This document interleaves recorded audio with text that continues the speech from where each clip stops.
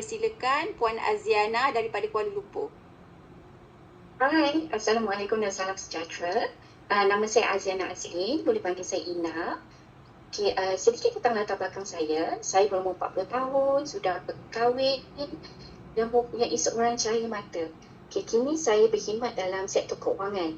So, seperti yang anda tahu, kerjaya dalam bidang keuangan ini sangat memerlukan fokus dan membuatkan saya stres serta kurang waktu untuk bersenam.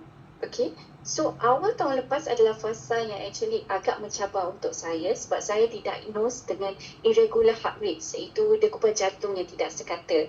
So itu adalah actually my wake up call untuk lose weight. So saya ingin mengucapkan setinggi-tinggi terima kasih kepada Dr. Rita Asha kerana memperkenalkan saya dengan TRME program. Bagi saya, beliau bukan sahaja seorang mentor tetapi pemberi harapan baru untuk kesihatan saya. Kalau tanya saya apa yang membezakan TRME ni dengan program lain? Bagi saya manfaat dia sangat menyeluruh. Pertama, pengurusan stres dan emosi. TRME ni bantu saya kawal emotional eating. Kalau dulu stres kerja je mesti saya cari dessert. Sekarang minda saya lebih tenang dan fokus. And kedua, metabolisme lebih baik. Saya rasa badan saya lebih cepat membakar tenaga. Walaupun duduk lama dekat office, badan tak terasa lembab ataupun senang mengantuk. And then dia juga sangat fleksibel. Sebagai ibu yang berkerjaya macam saya, TRME ni sangat mudah diikuti. Dia bukan sekadar suplemen, tetapi dia mengajar saya tentang disiplin dan pemakanan yang betul tanpa perlu berasa lapar.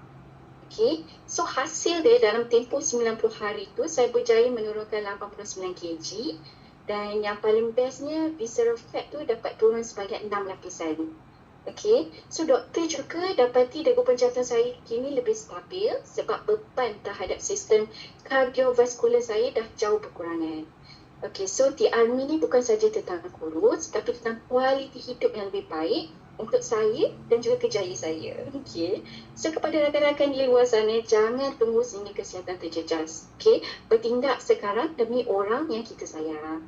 So sekali lagi terima kasih TRME dan juga Dr. Rita Asha. Sekian.